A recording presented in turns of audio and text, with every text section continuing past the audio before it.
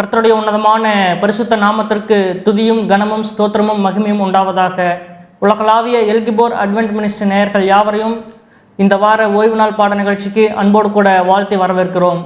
தேவனுடைய பெரிதான கிருபை நிமித்தமாக இந்த வருடத்தில் 2 காலாண்டுகளை நிறைவு செய்து ஒரு புதிதான காலாண்டிற்குள்ளாக உங்களை சந்திப்பதில் மிகுந்த மகிழ்ச்சி. இந்த காலாண்டு முழுவதுமாக யாத்திராகமம் புஸ்தகத்திலிருந்து நாம் அநேக காரியங்களை ஆழ்ந்து தியானிக்க இருக்கிறோம். இந்த பாடத்தை துவங்குவதற்கு முன்பதாக தலைகளை தாழ்த்தி ஜெபிப்போம். எங்களை அளவுக்கும் அதிகமாய் நேசிக்கிற அன்பின் பரிசுத்த பிதாவே, ஸ்தோத்திரிக்கிறோம் ராஜா. இந்த நல்ல நேரத்திற்காக நன்றி அப்பா. இதோ ஒரு புதிதான காலாண்டுக்குள்ளாக ராஜா இதோ அடியார்களை அடியெடுத்து வைக்கும்படியாக தேவரீர் கிருபை செய்திருக்கிறீர். இந்த காலாண்டு முழுவதுமாக தேவரீருடைய கிருபை அடியார்களோடும் ஒவ்வொருவரோடும் இருக்க வேண்டும்படியாக கூட கேட்கிறோம் ராஜா. ஆம் தகப்பனே, இதோ இந்த யாத்திராகமம் புஸ்தகத்தை நாங்கள் அப்பா இன்னும் அதிகமாய் கற்றுக்கொள்ள இருக்கிறோம் அப்பா. இந்த பாட வேலையிலும் கூட ஆவியானவர் தாமே எங்களோடு இடைப்பட்டு அப்பா இதோ ஒவ்வொரு காரியங்களையும் ஞானமாக எங்களுக்கு கற்றுக் கொடுக்க வேண்டும்படியாக கூட கேட்கிறோம் ராஜா. ஆம் தகப்பனே, கற்றுக் கொடுக்க போகிற போதகரோடும் அப்பா இந்த பாடங்களை வாசிக்கிற பிள்ளைகளோடும் தேவரீருடைய கரம் இருக்க வேண்டும்படியாக கேட்கிறோம்.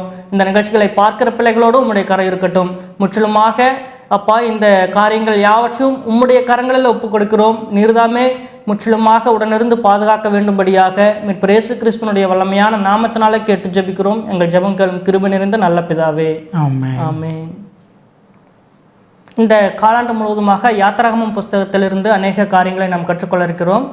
இதில் இந்த வாரம் பாடம் 1, ஒடுக்குதல், மோசேயின் பின்னணியும் பிறப்பும் என்கிற நல்ல தலைப்பின் கீழாக ஒரு நல்ல பாடத்தை இந்த நாளில் நாம் கற்றுக்கொள்ள இருக்கிறோம். இந்த பாடத்தை நமக்கு கற்றுக் கொடுக்கும்படியாக பாஸ்டர் ஆபிரகாம் அவர்கள் நம்மோடு கூட இருக்கிறார்கள். அவரையும் அன்போடு கூட வரவேற்போம். பாஸ்டர், இந்த நல்ல ஒரு பாடத்திற்கான ஒரு முன்னுரை மற்றும் மனன வசனம் சொல்லியிருங்க பாஸ்டர். கர்த்தருடைய மகத்துவமான நாமம் மகிமைப்படுவதாக. தேவனுடைய கிருபை கடந்த 2 காலாண்டில் கூட இருந்து இன்னொரு புதிய காலாண்டை காண ஆண்டவர் கிருபை கொடுத்திருக்கிறார். இந்த காலாண்டு உண்மையாகவே ஒரு விசேஷமான காலாண்டு என்று சொல்லலாம். ஒரு விசேஷமான புஸ்தகம். நிறைய பேருக்கு இந்த புஸ்தகத்தினுடைய கதைகள், சம்பவங்கள் ரொம்ப பிடிக்கும். நாங்கள் சிறு பிள்ளையாய் இருந்த நாட்களில் எங்களுடைய பள்ளி ஒரு கிறிஸ்தவ பள்ளி. அந்த கிறிஸ்தவ பள்ளியில் அருமையான ஒரு டீச்சர் இருந்தாங்க.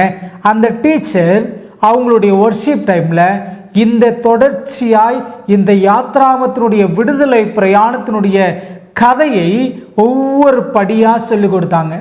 அப்படி சொல்லி கொடுத்தது தான் இன்று வரைக்கும் எங்களுடைய நினைவுகளிலிருந்து மாறாததாக இருந்து கொண்டிருக்கிறது. இந்த யாத்திராகமம் என்று சொன்னால் நமக்கு நினைவுக்கு வருவது என்னன்னு சொன்னால் ஒரு விடுதலையின் பிரயாணம், ஒரு விடுதலையின் பயணம். ஆண்டவருடைய அற்புதமான வழிநடத்தல்கள், அற்புதமான கிரிய ஆண்டவர் ரொம்ப அழகா அவருடைய கரங்களுக்குள்ளாய் வைத்து எப்படி ஆண்டவருடைய பிள்ளைகளை பாதுகாத்து கொண்டு போனார் என்பதை காட்டுகிறது. ஒடுக்குதலை ஒருவேளை ஆண்டவர் அனுமதித்திருந்தாலும் அந்த மக்கள் மேலே ஆண்டவர் காட்டின அன்பை நம்மளால புரிந்து கொள்ள முடிகிறது. கடைசி காலத்தில் வாழ்ந்து கொண்டிருக்கிற நமக்கும் ஒருவேளை அவர்கள் உலக பிரகாரமான பாலும் தேனும் ஓடக்கூடிய கானான் தேசத்திற்கு அவர்கள் வழிநடத்தப்பட்டது போல இந்த கடைசி காலத்தில் நீங்களும் நானும் பரம கானானாகிய பரலோக ராஜ்யத்திற்கு போகிற வழியான இந்த நெருக்கடியான சூழ்நிலையின் இந்த பிரயாணத்தை நம்ம வைத்தோம் என்று சொன்னார். எப்படி அன்றைக்கு அந்த விடுதலை பிரயாணம் ஒரு வெற்றியாய் முடிந்ததோ அதே போல யாத்ராமத்தினுடைய துவக்கம் அப்படியே கடினமான சூழ்நிலையில் துவங்கினாலும் யாத்ராமத்தினுடைய முடிவு ஒரு கம்பீரமான ஆண்டோடைய பிள்ளைகள் மத்தியில் பரிசுத்த பிரசன்னம் கடந்து வரக்கூடிய காட்சிகளை நம்மளால் காண முடிகிறது. அதை பற்றி தான் இந்த வார பாடத்தில் நம்ம படிக்க போகிறோம். இந்த வார பாடத்தினுடைய மனன வசனம் யாத்திராகமம் 2வது அதிகாரம் 23 முதல் 25 வசனங்களை கொடுத்திருக்கிறாங்க. இஸ்ரவேல் புத்திரர் அடிமைத்தனத்தினால் தவித்து முறையிட்டு கொண்டிருந்தார்கள். அவர்கள் முறையிடும் சத்தம் தேவ சந்நிதியில் எட்டினது. தேவன் அவர்கள் பெருமூச்சை கேட்டு ஆபிரகாமோடும் ஈசாக்கோடும் யாக்கோப்போடும் தாம் செய்த உடன்படிக்கையை நினைவு கூர்ந்தார். தேவன் இஸ்ரவேல் புத்திரரை கண்ணோக்கினார். தேவன் அவர்களை நினைத்தருளினார். கர்த்தர் நம்மை நினைத்தருளுகிற தேவன். அவருக்கு நினைப்பூட்ட வேண்டிய அவசியம் இல்லை. ஆனால் நம்மளுடைய நிலையை நம்ம வேண்ட நமக்கு கடமைப்பட்டிருக்கிறோம். இந்த சிந்தனையோடு கூட இந்த வார பாடத்துக்குள்ளாய் நம்ம கடந்து செல்லலாம். ஒரு அருமையான நல்ல முன்னுரை கொடுத்துட்டீங்க பாஸ்டர். பாடத்தின் கேள்விகளுக்குள்ளாக போகலாம். இப்போது எகிப்தில் தேவ மனிதர்கள் எப்படிப்பட்ட பாடுகளை அனுபவித்தார்கள் பாஸ்டர்? சரி, இந்த யாத்ராமம் 1வது அதிகாரத்தை நம்ம படிக்கிறதுக்கு முன்னால் ஆதியாமத்தினுடைய கடைசி பகுதியை நம்ம படிக்கணும். அப்போ கொஞ்சம் நன்றாய் புரியும். இங்கே ஆசிரியர் ஆண்ட்ரூஸ் யூனிவர்சிட்டியில் அவர் பழைய ஏற்பாட்டினுடைய காரியங்களை கற்றுக் கொடுக்கக்கூடிய பேராசிரியராய் அவர் இருக்கிறார். அதனால் ரொம்ப அழகான ஒரு தகவலை கொடுத்துருக்கிறார். யாத்ராகம புஸ்தகம் என்பது எபிரேய பாஷையில் ஹிமாட் என்று அழைக்கப்படுகிறது. ஹிமாட் அப்படின்னா நாமங்கள்னு அர்த்தமா. நாமங்கள்னா யாக்கோப்பினுடைய பிள்ளைகளுடைய 12 பிள்ளைகளுடைய நாமங்களில் தான் இந்த யாத்ராகம புஸ்தகம் தன்னுடைய துவக்கத்தை முன்வைக்கிறது. சரி, யாத்ராகம புஸ்தகத்தினுடைய ஒரு வார்த்தை எனக்கு ரொம்ப பிடிக்கும். என்னென்னா, யாத்ராகமம் 1வது அதிகாரம் 8வது வசனத்தில் நம்ம படித்தோம்னா, யோசேப்பை அறியாத புதிய ராஜன் ஒருவன் எகிப்தில் தோன்றினான். எப்பொழுதெல்லாம் இந்த வசனத்தை நான் வாசிக்கிறேனோ அப்பொழுதெல்லாம் ஒரு காரியம் புரியும். எகிப்து தேசத்தில் ஆண்டோடைய பிள்ளைங்க நல்லா வாழ்கிறதுக்கு ஆண்டவர் ஒரு முன் ஆயத்தத்தை அங்கே வைத்திருந்தார். அவர்கள் ஆசீர்வாதமாக இருந்தாங்க. ஆதியாகமம் 46:27 யாத்ராகமம் 1:5 நம்ம வாசித்தோம் என்று சொன்னால் 70 பேர் மாத்திரம் கடந்து வந்து அந்த என்ன சொல்லனா அந்த பஞ்சத்தின் நாட்களில் எகிப்தில் கோசோனில் குடிபெயர்ந்த அந்த மக்கள் ஆண்டவரால் ஆசிர்வதிக்கப்பட்டு 70 பேர் உள்ள இந்த விடுதலை பயணமாகிய யாத்ராகம புஸ்தகத்தினுடைய துவக்கத்தில் பார்த்தோம்னா 6 லட்சம் புருஷர்களாக மாறுறாங்க. ஆண்டவருடைய ஆசீர்வாதத்தை அங்கே காண முடிகிறது. அவர்களுடைய பெருக்கத்தை காண முடிகிறது. அவர்களை யாராலும் அடக்க முடியாதபடிக்கு தேவன் அவர்களை ஆசீர்வதித்த காட்சியை காண முடிகிறது. சரி, அந்த சூழ்நிலையில் எகிப்து தேசத்தில் இவர்கள் எப்படி இருந்தாங்கன்னா, அவர்கள் நெருக்கப்பட்டாங்க. இவர்கள் மிகுந்து வளர்ந்து வருவதை கண்டு அங்கே இருந்த ஆட்சியாளர்களுக்கு இவர்களுடைய பெருக்கம் ஒரு பெரிய அச்சுறுத்தலாய் இருந்து கொண்டிருந்தது. அங்கே காண முடிகிறது. 13-14 வசனம் யாத்ராகமம் 1. எகிப்தியர் இஸ்ரவேல் புத்திரரை கொடுமையாய் வேலை வாங்கினார்கள். சரி, வேலை வாங்கினாங்க. எப்படி வேலை வாங்கினாங்கன்னா, கொடுமையாக வேலை வாங்கினாங்கன்னா, முதல் அறிக்கை, சாந்தும் செங்கலும் ஆகிய இவைகளை செய்யும் வேலைகளினாலும் வயலில் செய்யும் சகலவித வேலைகளினாலும் அவர்கள் ஜீவனையும் கசப்பாக்கினார்கள். அவர்களை கொண்டு செய்வித்த மற்ற எல்லா வேலைகளிலும் அவர்களை கொடுமையாய் நடத்தினார்கள். ரொம்ப இந்த வசனத்தை கொஞ்சம் அழுத்தம் திருத்தமாக நீங்கள் வாசித்தீங்கனாலே அவங்களுடைய நிலை புரியும். என்ன சொல்கிறாங்கன்னா, அவங்க வாழ்க்கையை கசப்பாக்குற அளவுக்கு கொடுமையாக நடத்துனாங்கன்னா, கசப்பாகிறது என்று சொன்னால் இன்றைக்கி ஒருவேளை மருத்துவமனைகளில் உயிருக்கு போராடி கொண்டிருக்கிற நிறைய பேர் வலிகளை தாங்க முடியாமல், வேதனையை தாங்க முடியாமல், செலவினங்களை தாங்க முடியாமல் சொல்லக்கூடிய வார்த்தை தான், ஆண்டவரே நான் இருக்கிறதுக்கு நீ எடுத்துக்கங்கப்பா, நான் செத்தா கூட நல்லா இருக்கும், இவ்வளோ வேதனை அனுபவிக்கிறேன், நான் பேசாமல் செத்துறேன் அப்படின்னு சொல்லுவாங்க. அதுபோல் இஸ்ரவேல் ஜனங்கள் ஒவ்வொரு நாளும் பணியினுடைய நிறைவு நேரத்தில் ஐயோ ஆண்டவரே எங்களை எடுத்துக்கங்க அப்படின்னு சொல்லுகிற அளவிற்கு அவருடைய ஜீவனையும் கசப்பாக்கினார்கள் என்று சொல்லுகிறது. பிரதானமான சில வேலைகள் கொடுக்கப்பட்டிருக்குது. அதில் எல்லாம் தேவ மக்களை அவர்கள் அடிமைப்படுத்தினாங்க, அவர்களை நெருக்கினாங்க, அவர்களை கொடுமையாக வேலை வாங்கினாங்க. ஆனால் தேவன் அவர்களுக்காக ஒரு திட்டத்தை வைத்திருந்தார். எகிப்தின் ஆளோட்டிகளால் அவர்கள் ரொம்ப கஷ்டப்பட்டாங்க. அவர்களுடைய நெருக்கடியான இந்த தருணங்களை எல்லாம் ஆண்டவர் கூட இருந்தார். ஒடுக்கினவர்கள் எவ்வளோ ஒடுக்கினார்களோ அவ்வளவாய் ஒடுக்கப்பட்டவர்கள் பழுகி பெருகினார்கள் என்ற முரணையும் அந்த சம்பவம் வலியுறுத்துகிறது. எவ்வளோ ஒடுக்கணும்னு நினச்சாங்களோ, எவ்வளோ இன்னைக்கு நாளைக்கு நாம் இருக்க வேண்டாம் அப்படின்னு நினச்சாங்களோ, அப்படி இல்லாதபடிக்கு 70 பேராக கடந்து போனவங்க 6 லட்சம் பேராக பெருகிற அளவிற்கு ஆண்டவர் அவங்களோடு கூட இருந்தார். ஒரு காரியம் நமக்கு புரியுது, நெருக்கடியிலும் என் ஆண்டவர் என்னோடு கூட இருப்பார். மிகவும் அழகான ஒரு விளக்கம் கொடுத்துட்டீங்க பாஸ்டர். இப்போது இந்த யாத்ராகம புஸ்தகத்தினுடைய வரலாற்று பின்னணி என்ன அப்படிங்கிறத சொல்லுங்கள் பாஸ்டர். சரி, இப்போ ஒரு சின்ன முன் பகுதியை நம்ம பார்த்தோம். யாத்ராகமத்தினுடைய வரலாற்று பின்னணி என்னன்னு சொன்னால், யாத்ராகம புஸ்தகத்தினுடைய முதல் பகுதியை நீங்கள் வச்சிங்கன்னு சொன்னால், முதல் பகுதியை நீங்கள் வச்சிங்கன்னா எங்கே துவங்கணும் என்று சொன்னால், யோசேப்பினுடைய என்ன சொல்லனா, யோசேப்பினுடைய அந்த சரப்பணியெல்லாம் போட்டு அவரை தெண்டனிட்டு பணிய வேண்டும் என்று சொல்லி எகிப்தின் ராஜன் கொடுத்த அந்த கட்டளையிலிருந்து துவங்கணும். யோசேப்பை ஆண்டவர் முன்குறித்தார். யோசேப்புக்கு கனவை கொடுத்தாரு. He was called as a day dreamer. இவன் சொப்பனக்காரன் அப்படின்னு சொல்கிற அளவிற்கு அவன் வாழ்க்கையில் ஒரு உயர்வை கட்டளையிடும்படியாய் ஆண்டவர் முன்குறித்து அப்படியே கொண்டு வந்து ஜீவ ரட்சணைக்காக, தம்முடைய பிள்ளைகளுடைய ஜீவ ரட்சணைக்காக இந்த யோசேப்பை கொண்டு போய் எகிப்தின் ராஜனுக்கு அடுத்த ஸ்தானத்தில் கொண்டு வச்சார். அந்த பஞ்சம் தீருகிற அந்த சூழ்நிலைக்கு என்னெல்லாம் செய்யணும்னு தன்னுடைய 2ஆம் ரதத்தை கொடுக்கிறார்.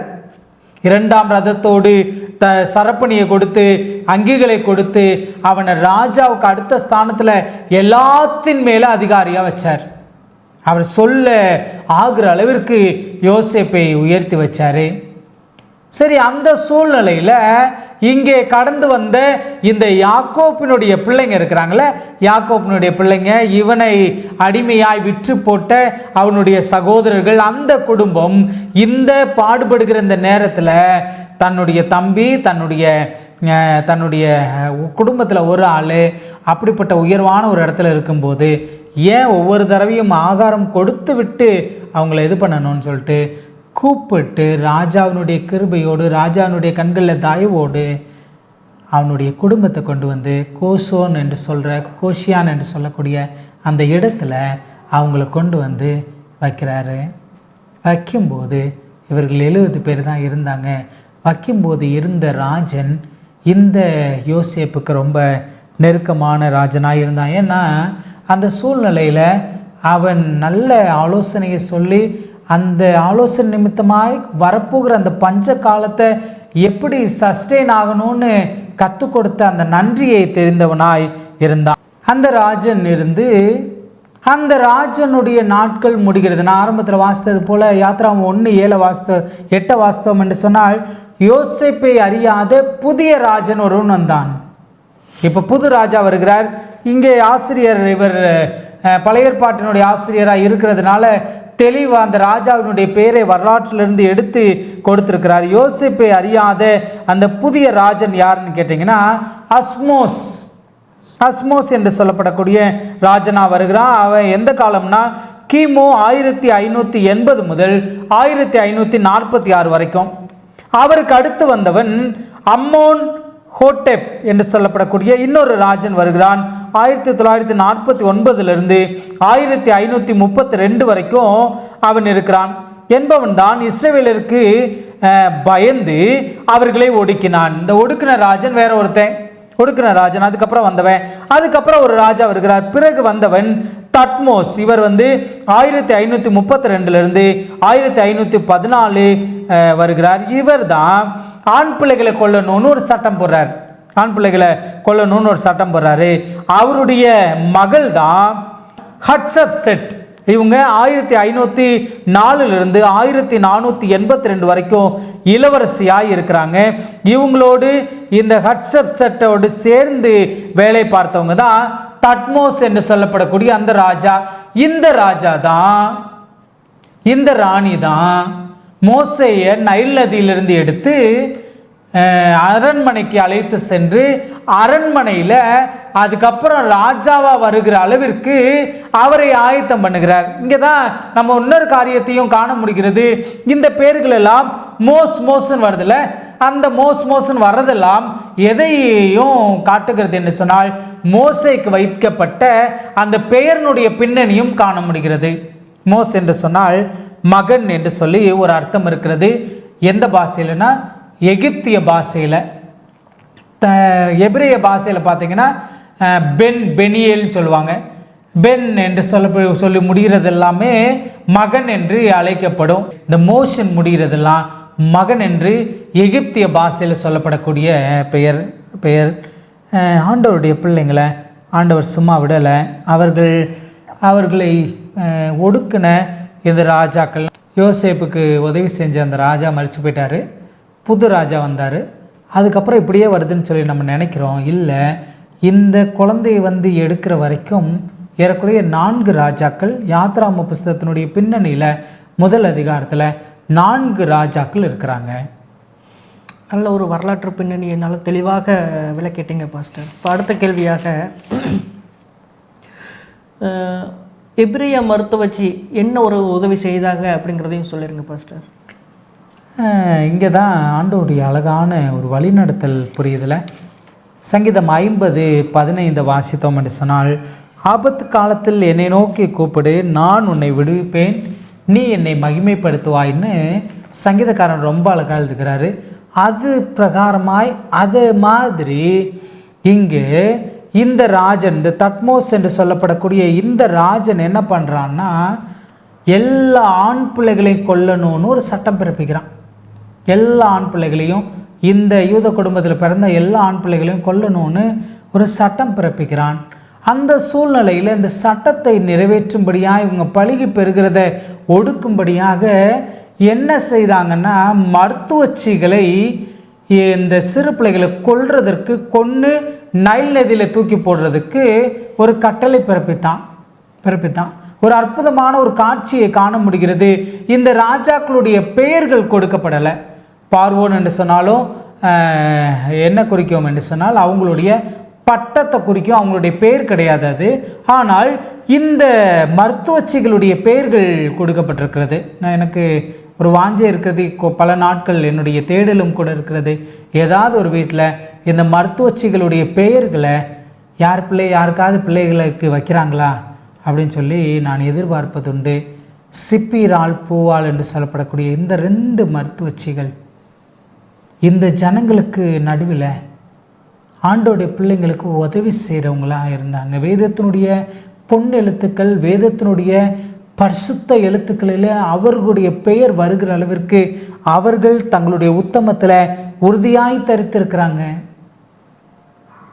இங்கே ஒரு காரியம் நமக்கு புரியுது. நம்மை அறியாத வேறொரு ராஜன் வந்தாலும், நம்மையெல்லாம் ஒடுக்கும்படியாய் சட்டங்களே பிறப்பித்தாலும், அதன் நடுவில் நமக்கு உதவி செய்ய கண்டிப்பாக ஆண்டவர் ஒரு நபரை வைத்திருப்பார். ஒரு பெரிய விசுவாசம்ல. உங்களுக்கு எலியாவுக்கு ஆகாரம் கொடுக்க காகத்தை ஆயத்தம் பண்ணியிருந்தார். அது தலையிலே சுடப்பட்ட அடை எடுத்துகிட்டு வந்ததுன்னு சொல்லி இருக்கிறது. நான் நம்புகிறேன் அந்த அடை ஏதோ ஒரு இடத்துல ஒரு நபரால் ஆயத்தம் பண்ணப்பட்ட அடை. அந்த நபர் யாருன்னு நமக்கு தெரியலை. ஆனால் அந்த நபரை கர்த்தர் ஆயத்தம் பண்ணி வச்சிருக்கிறார். எலியாவுக்கு போஷிக்கும்படியாய் சாரிபாத்தினுடைய விதவையை கர்த்தர் ஆயத்தம் பண்ணி வச்சிருந்தாரு. எரேமியாவை காப்பாற்றும்படியாய், எரேமியாவுக்கு படுகொலியில் போடப்படும் போது அவரை தூக்குறதுக்கு ஒரு எத்தியோப்பியனை கர்த்தர் ஆயத்தம் பண்ணி வச்சிருந்தார். நமக்கும் ஒரு பாதுகாவலரை கண்டிப்பாக ஆயத்தம் பண்ணி வச்சிருக்கிறாரு. இந்த எபிரேய மருத்துவச்சிகள் தங்களுடைய வேலைகளில் உண்மையாக இருக்கிறாங்க. இந்த நைல் நதியில் இவங்களை தூக்கி போடணும்னு சொல்லி, பிள்ளைகளை வெற்றி நைல் நதியில் தூக்கி போடணும்னு சொல்லி அவங்க நினச்சாங்களே. இந்த நைல் நதியினுடைய கடவுள் ஹெப்பி அப்படின்னு சொல்லுவாங்க. நதி கடவுளாய் அவர்கள் வணங்கினாங்க. ஏன்னா நைல் நதியின் நன்கொடை தான் எகிப்துன்னு சொல்லுவாங்க. நைல் நதியினுடைய நாகரிகம், நைல் நதி அள்ளி கொண்டு வந்த வண்டர்களால் தான் எகிப்து ஆசீர்வதிக்கப்பட்டதுன்னு நம்புவாங்க. அந்த ஹெப்பி என்று சொல்லப்படக்கூடிய அந்த நதியின் தேவதைகளுக்கு, நதி தெய்வத்திற்கு இந்த பிள்ளைகளை என்ன சொல்லனா நரபலிகளாய் கொடுக்க ஒருவேளை அவங்க பிரயாசப்பட்டாங்களான்னு தெரியல. அதன் நடுவில் உண்மையாக அடியனுடைய பார்வையில் சொல்ல வேண்டும் என்று சொன்னால், என்னுடைய வார்த்தையில் சொல்ல வேண்டும் என்று சொன்னால், நைல் நதியினுடைய நன்கொடை எகிப்து அல்ல, நைல் நதியினுடைய நன்கொடை மோசே தான். மோசே அந்த நைல் நதியில் பல பிள்ளைகள் தலைவெட்டப்பட்டவங்களா ரத்தம் கொட்டுகிற சூழ்நிலையில் அதே நதியில் விழுந்தாங்க. ஆனால் அதன் நடுவில் இந்த மோசே அவர்களுடைய இரட்சகனாய் வந்து விழுகிறார். மிகவும் அருமையான ஒரு விளக்கம் கொடுத்துட்டீங்க பாஸ்டர். இப்போது அங்கே 2 வயது நிரம்பிய ஆண் குழந்தைகளை கொல்லணும்னு சொல்லி அங்கே வந்து ஒரு சட்டம் பிறப்பிக்கப்படுது. மருத்துவ சேவைகள் உதவி செய்தார் அப்படிங்கிற காரியங்களெல்லாம் தெளிவாக சொன்னீங்க. இப்போ அதே காலகட்டத்தில் தான் யூதர்களுக்கு பெருந்தலைவனான மோசே பிறக்கிறார். அப்போ அந்த மோசே பிறந்த அந்த ஒரு தருணம், அந்த ஒரு நேரம் எப்படிப்பட்டதாக இருந்துச்சு பாஸ்டர்? மோசே பிறந்த அந்த தருணம் உண்மையாகவே ஒரு பயங்கரமான நேரம்தான். அந்த காலகட்டத்தில் இருந்த அந்த தட்மோஸ்ன்னு சொல்லப்படக்கூடிய அந்த ராஜா, வரலாறு அவனை சொல்லுகிறது, அவன் எகிப்தின் நெப்போலியன் என்று அழைக்கப்படுறார். ராஜா ஒரு கொடுமையான ராஜா.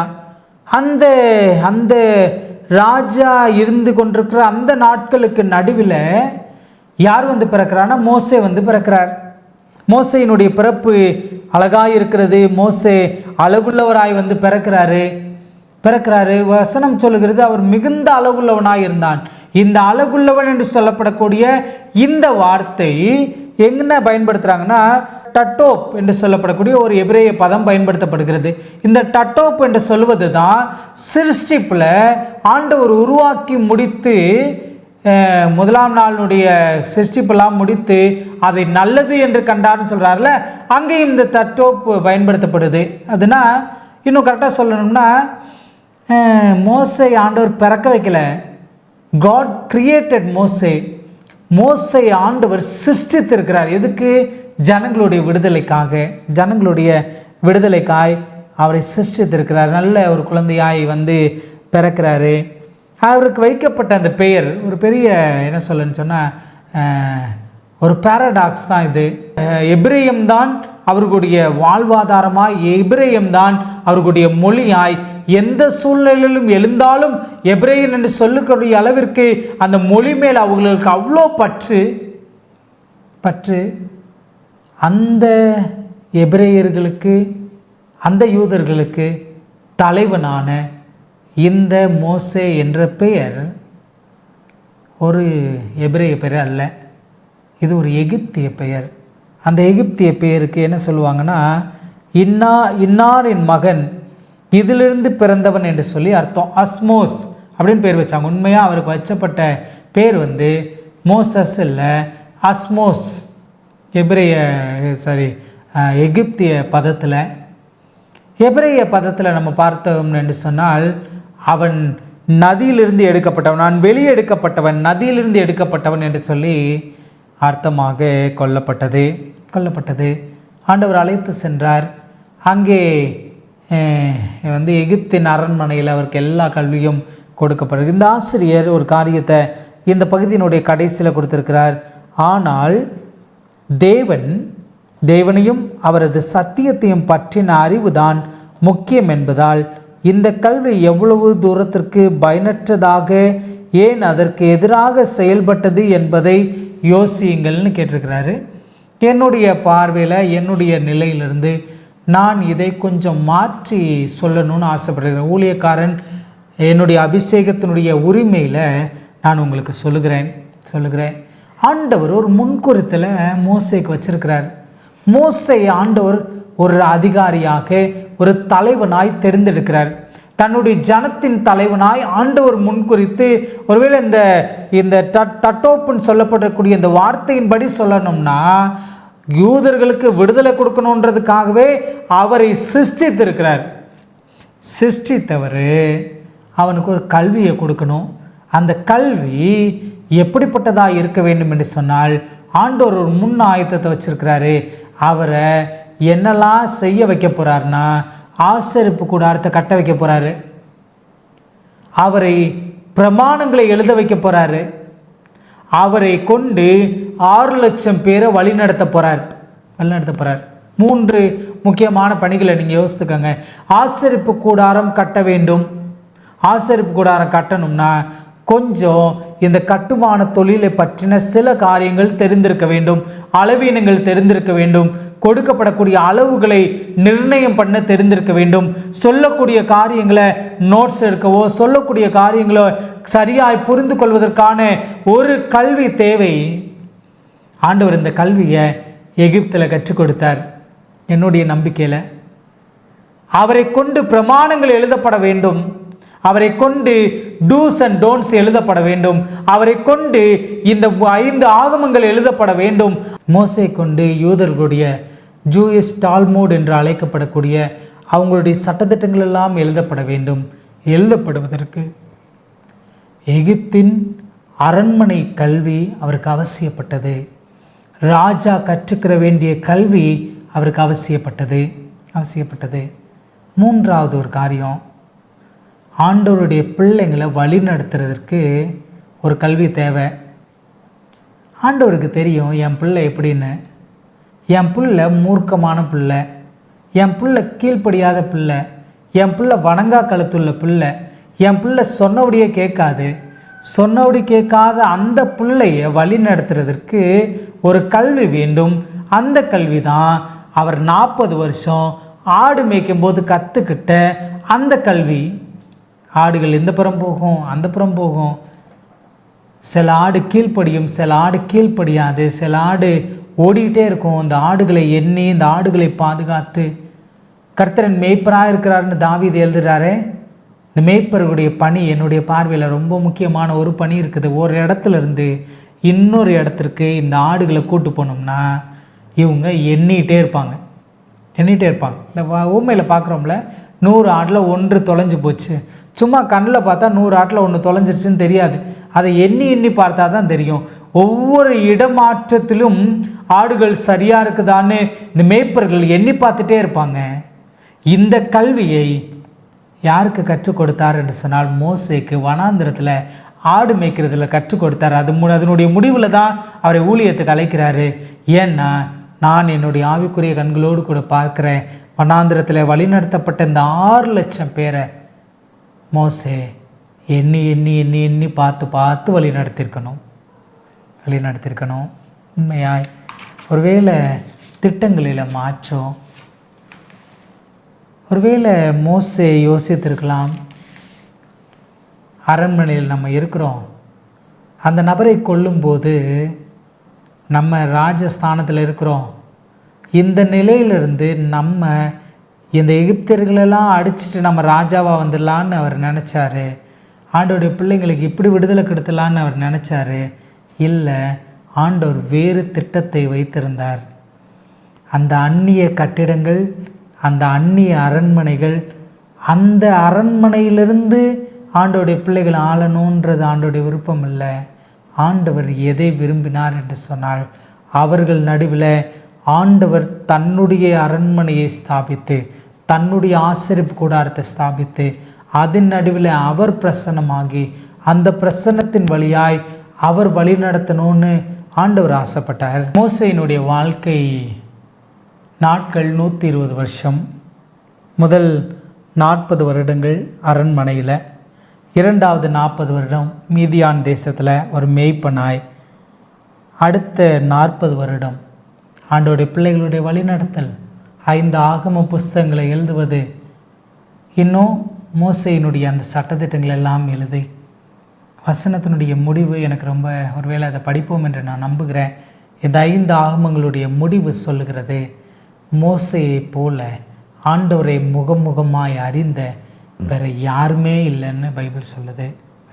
ஒரு பெரிய உதாரண புருஷராய் மோசே நமக்கு முன்பாக நிற்கிறார். என்னுடைய பாடுகள் எனக்கு ஒரு கல்வியை கற்றுக் கொடுக்குது, என்னுடைய நெருக்கடிகள் ஒரு கல்வியை கற்றுக் கொடுக்குது. அது ஆண்டவரை விட்டு என்னை தூரமாய் விளக்குவதற்கு அல்ல, ஆண்டவரோடு கூட இன்னும் நெருக்கமாய் நான் சேருவதற்கு. இந்த சிந்தனையோடு நான் தலைகளை தாழ்த்தி ஜெபம் செய்வோம். எங்கள் கண்மலையும் மீட்பருமாகிய நல்ல கர்த்தாவே, நன்றி ஆண்டவரே. இன்னொரு நாளை எங்களுடைய வாழ்க்கையில் நீர் கூட கொடுத்ததற்காய், இந்த பாடங்களை கற்றுக்கொள்ள நீர் கிருபை அருளதற்காய் ஸ்தோத்திரம். கர்த்தர் நீர் ஆசீர்வதிங்க. இந்த பாடத்தை கேட்டுக்கொண்டிருக்கிற, இதை தியானித்து கொண்டிருக்கிற, படித்து கொண்டிருக்கிற ஒவ்வொருவரோடும் உடைய தெய்வீக கிருபையின் கரங்கள் கூட இருந்து பலப்படுத்துகிறோம். இயேசுவின் வழியாக வருகிறோம் நல்ல பிதாவே, ஆமென். கிறிஸ்துவின் நாமத்தினாலே உங்களை மீண்டுமாக வாழ்த்துகிறேன். இது வல்லமையுள்ள தேவனுடைய ஊழிய பணியில் எல்கிபோர் அட்வென்ட் மினிஸ்ட்ரி. இது போன்ற நல்ல சத்தியங்கள் அடங்கிய நிகழ்ச்சிகள் மற்றும் பாடங்களுக்காக தொடர்ந்து எங்களோடு கூட இணைந்திருங்கள். உங்களுடைய பாடங்கள் நிகழ்ச்சிகள் உங்களுக்கு பிடித்திருந்தால் லைக் செய்யுங்கள். இது உங்களுடைய நண்பர்கள் மற்றும் உறவினர்களுக்கு உபயோகமாகும் என்று நினைத்தீர்களானால் அவர்களுக்கும் பகிருங்கள். ஏதாவது கேள்விகள் சந்தேகங்கள் இருந்தால் கமெண்ட் செக்ஷனில் பதிவிடுங்கள். தேவன் தாமே உங்கள் யாவரையும் ஆசீர்வதித்து பலப்படுத்துவாராக. ஆமென்.